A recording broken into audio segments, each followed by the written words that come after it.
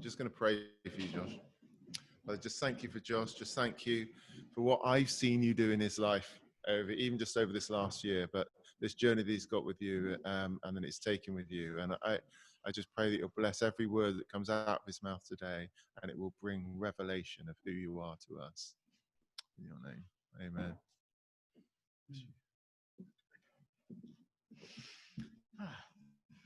All right. Yeah, the only reason I offered to preach this week was so I could have some mask off time. Church. Joking, of course. Right, I'm going to get my notes up on my phone. I'm not just texting.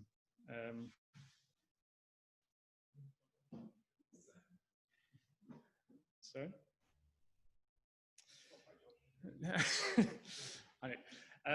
Right, okay. So, hi everyone. So this morning is exciting for me for 3 different reasons. First one is I haven't preached in this building for, I worked out, almost 9 months. That's kind of crazy, isn't it? I know for some of you, it's a lot longer than that. Yeah, that was a weird joke. Anyway, the second reason is it's probably going to be the last preach in this building for another little while, because we're annoyingly going back into lockdown. And the third reason is the subject is my own story. So I'm telling my testimony, and it's yeah, and I thought it would be a really fun journey for me to work out my own testimony and share it, and it would be a really interesting exercise. Actually, I had a nightmare trying to prepare this. It's probably the hardest preach I've ever had to prepare. And actually, I was a bit of a nightmare to live with, as Laura will testify. Like, obviously, she won't volunteer that information, but I will say it on behalf of her. I was a nightmare. Anyway. Just as a preacher, I'm sure like anyone who's kind of spoken from the front will probably identify with this. Like you know that something's important to bring when like the last thing you want to do is actually bring it. like you just want to curl up, forget it, like just like eat ice cream and watch movies and forget about it, because it's like really like difficult and really kind of exposing. So yeah, so this has been really exposing for me, and I haven't even delivered it yet. So good times. So yeah, so let's get into like the series properly. So Helly, hello, gives a wave. Helly gave us a brilliant talk last week about kind of telling our story, and brought us some really cool like structure and some great tips to follow, some of which I will be using this week. Yeah, and it was great. And actually, we're starting a whole series on testimony, and it's not going to be so much teaching, but rather just kind of like doing it. So there's going to be a lot of people sharing their story, because there's power and life in our testimony, and we want to just demonstrate that. We want to bring the power.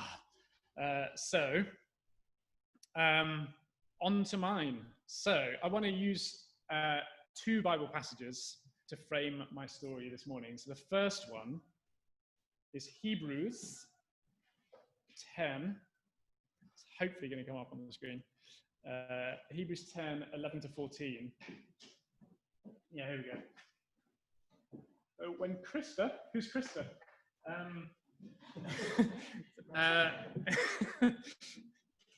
Jesus' lesser-known sister. So it says, and every priest stands daily at his service. This scripture is about the nature of Jesus' once for all sacrifice. And every priest stands daily at his service, offering repeatedly the same sacrifices which can never take away sins. But when Christ had offered for all time a single sacrifice for sins, he sat down at the right hand of God, waiting from that time until his enemies should be made a footstool for his feet. For by a single offering, he has perfected for all time those who are being sanctified. And I love that scripture mainly because of like the juxtaposition of the two different tenses. You can tell I'm into language. But so in the last sentence, he has perfected for all time. Now I failed to look up which tenses exactly these are, but you can kind of tell that's like in the past and it's done. Those who are being sanctified, and that's like current, ongoing. So there's the juxtaposition of both of those things. So it's important that we acknowledge that Jesus died once on the cross for everyone for all time, and that his work on the cross is completed, it's finished, it's achieved everything he set out to do. But at the same time, we are being sanctified, and that's an ongoing process. So we're all in that process of being sanctified and being taken forward. It's quite an important theological concept, but yeah, for me personally, how it applies to my life. Yeah, it's definitely my experience and the essence of my story. I love Jesus, and yeah, and I really wanted to just start by saying that. Yeah, I love Jesus. I was brought up in a Christian home. My parents were Christians, are Christians, and a long line of Christians, missionaries, church leaders, even one of the founders of the Keswick Convention, if you've heard of that. Loads of Christians, like kind of big guns, and yeah, and I kind of for a while thought like, oh yeah, like does that mean like I'm going to be a big gun Christian? Like it doesn't mean that. It's just kind of cool to look at, but yeah, but basically I came from a long line of Christians. Christianity was big in my household. Yeah, my parents read the Bible to us, prayed with us. We went to church all the time, like churches that were full of life, and yeah, we went to Christian camps and we went to Spring Harvest, and I was just like immersed in contact with Christianity and with Jesus from day one, and yeah, and that was my story. And there were some definite points in my youth when I kind of particularly specifically decided for Jesus in that time, and one of them I remember when I was 17. I remember just standing in our garden. And I said to Jesus, like in my life, no matter what comes, no matter what my life looks like, I'm like from this point, I'm never going to stop believing in you. And I just kind of committed to that, and that, yeah, that was one of the pivotal moments of my life, I think. Just kind of saying that out loud. It kind of felt like a really like undramatic scenario, but I still remember that moment. Yeah, and it doesn't mean that I've not wavered from that slightly since, and doubted, had my kind of wobbly moments. But essentially, my belief in God and confidence of the ultimate goodness of Jesus have been constant and remain so. Yeah, I've even given thought to abandoning Christianity in like some of my kind of deepest, darkest periods of my life.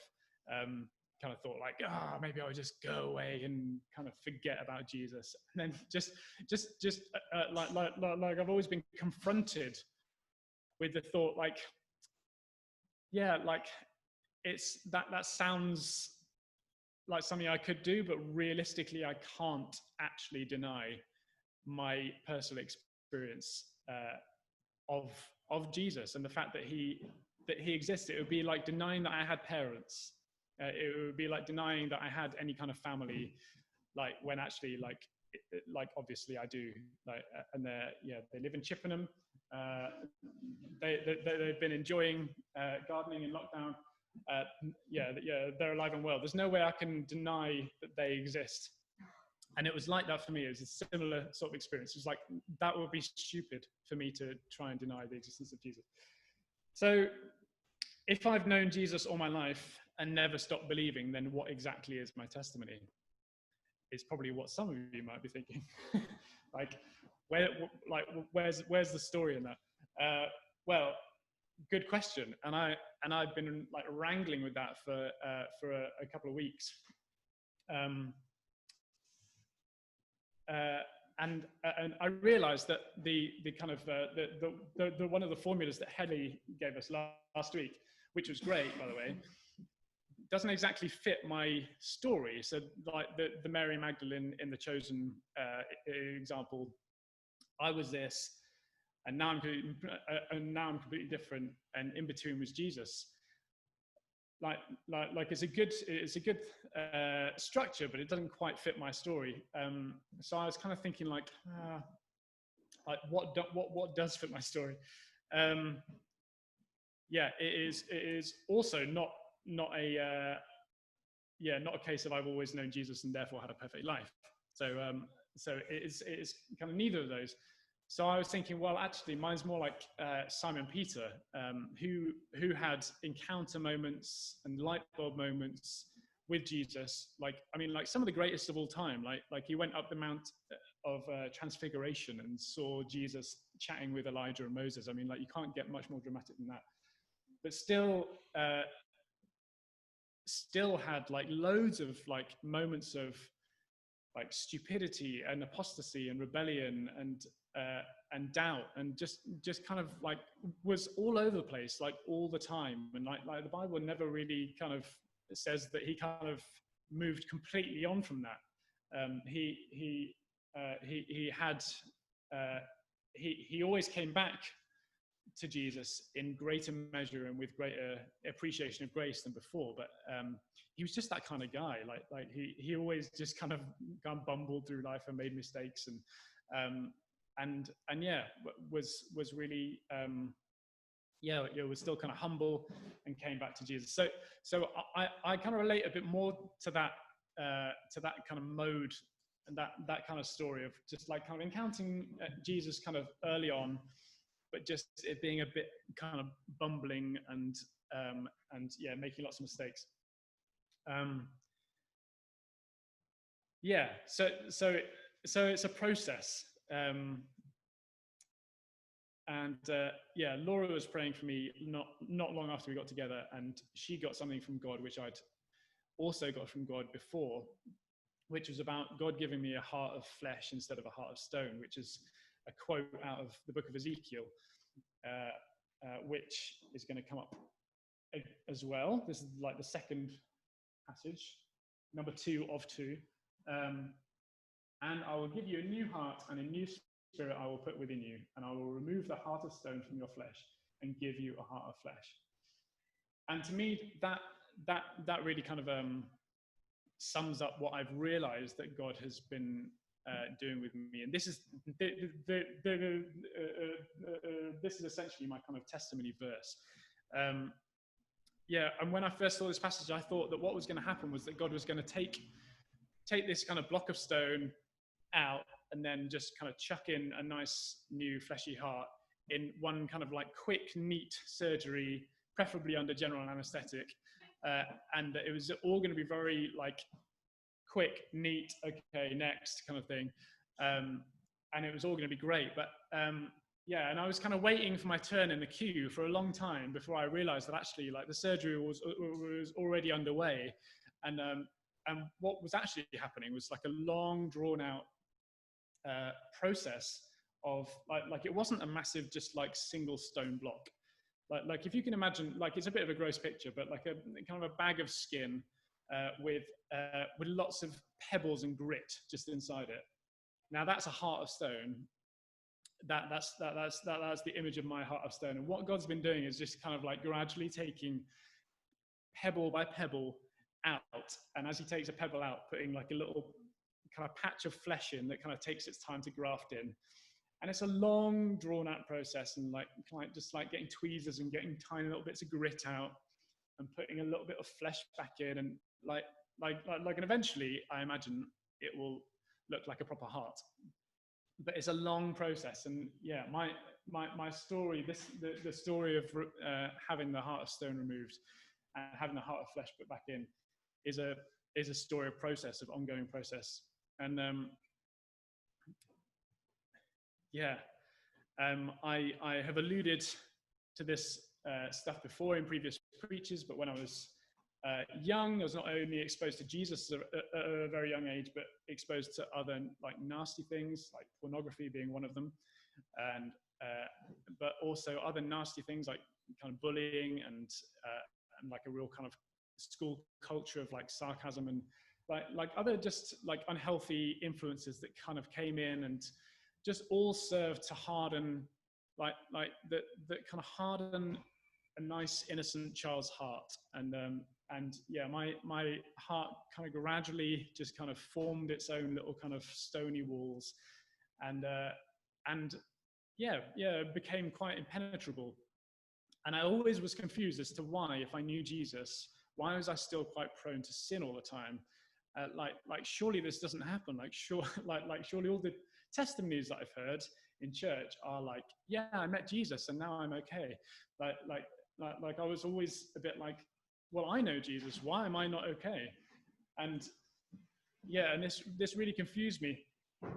And I think some of the worst sins I've ever done have been experiments almost of like, surely God's not going to let me do this, and just kind of like almost like kind of like testing the boundaries of like, God, surely you're not going to let me do this. But what I've come to realize is God doesn't hold us back from our sinful desires. Like the Bible is quite clear on that. He doesn't stop people from sinning, at least most of the time. But he does hold out love and grace and acceptance for whenever we want to kind of come back to him. And I've although I've chosen the wrong path more often than I care to admit, God has also given me more good things than I can bear to list, and this is one of his favorite ways to soften my heart of stone, to give me things that I clearly don't deserve. And Laura is one of those things. In fact, the biggest way that God has used to soften my heart. Like I didn't think that I was allowed to ask for the woman that I wanted. I thought, yeah, weirdly, like in some kind of skewed way, all rightly, that it was kind of, yeah, not quite like that, but actually God gave me the woman that I wanted, and then kind of chose later on to make the big reveal of like, haha, you didn't actually realize that she was going to be like way cooler than you thought. And she is much more amazing than I initially thought. And I initially thought she was like incredible. So yeah, so it's God like saying like, yeah, just so you know, like all of this stuff is yours, and like way more than you can ask or imagine. And I'm fully aware that you don't deserve it, but this is the thing that I want to give you, and it serves to soften my heart. And likewise, kids, like, man, kids are like incredible for softening your heart. Barney, just this Friday, I was having a bit of a meltdown trying to get this preach sorted, and I was really emotional and really like messed up, and I was a real nightmare at home, and I just ended up like lying on the sofa waiting for Laura to finish dinner, which is not a typical scene in our house, but I was just lying on the sofa because there was nothing else I could physically find to do, and I was on the verge of tears, and Barney came toddling up, excited, like with this like cheeky grin on his face, like excited, and I thought, oh, here we go. He's gonna try and like wrestle me, or like climb onto me and try and hit my face, or slide off my legs, or get me to read a book, like all of which like I normally love, but I was feeling so drained, like I was like quite exhausted at the thought of those things. But what he did was like climb onto me and climb up, and then he just kind of lay on me, with his arms around me, and just his head like against my cheek, and I'm gonna lose it again. Oh, yeah, I lost it. I was sobbing, yeah, and it's a softener. It's a heart softener. And yeah, and those guys like just yeah, they slay me all the time, and they're like little like secret weapons of God, of God to like, they're like, I'm gonna take that pebble out, and yeah, Laura lovingly laughs at me a lot these days because I'm crying at more and more stuff, and like it kind of started as like kind of like worthy stuff, like I cry a lot at storylines in movies and books about fathers and sons, and I'm not entirely sure why that is, but I think it's probably something that God's doing with me about his fatherly love for me. And yeah, but I mean, like any storyline, like literally like any film or book that has anything about fathers and sons in it, like remotely loving each other, I'm like, oh. um but yeah, but I mean, I've cried at Frozen several times recently. I cried at the film Onward. I don't know if anyone's seen the film Onward. It's like another animated like Disney film. Um, and I even cried thinking about my window cleaner at the cafe the other day, just thinking, oh, I love Simon. And I just started crying. I was like, wow, why am I crying about Simon? But yeah, but it's a sign that my heart is being softened, and my story is one of a gradual softening, and those around me can really testify to the fact that like I've kind of gradually become more open, and my heart has been softened. And yeah, it's a real tears are my process. So so yeah, so my story is one of process, and I'm kind of blessed that like because of my upbringing, like my process started early, and I met Jesus kind of early, and yeah, and it's been going on for a lot of years, and it's still going. But my story is not your story, and it's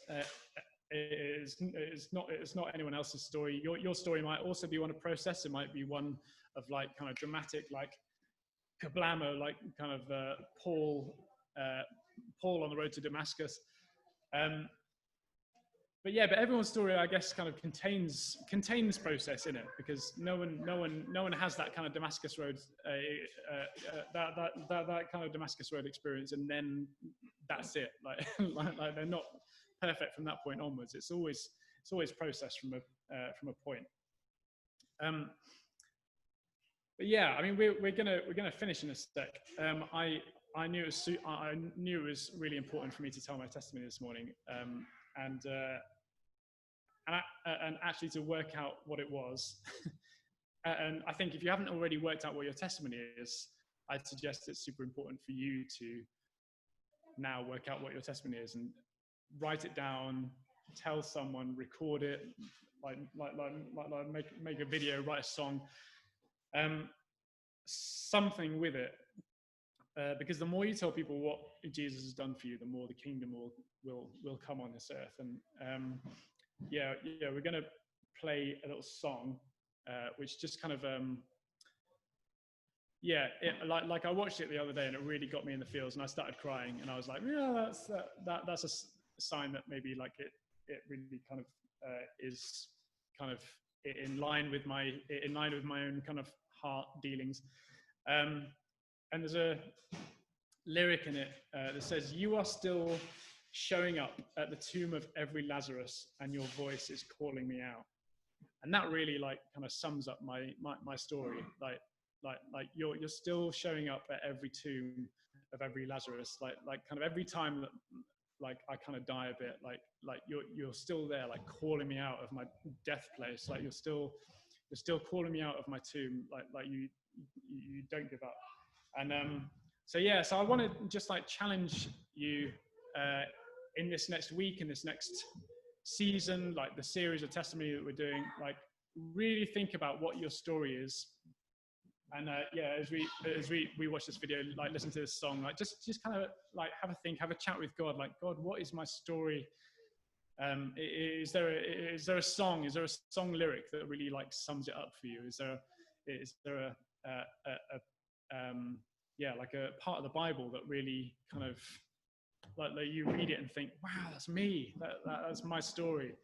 Like really kind of think about that, and and use the opportunity to really discover what your story is. So yeah, we got that queued up.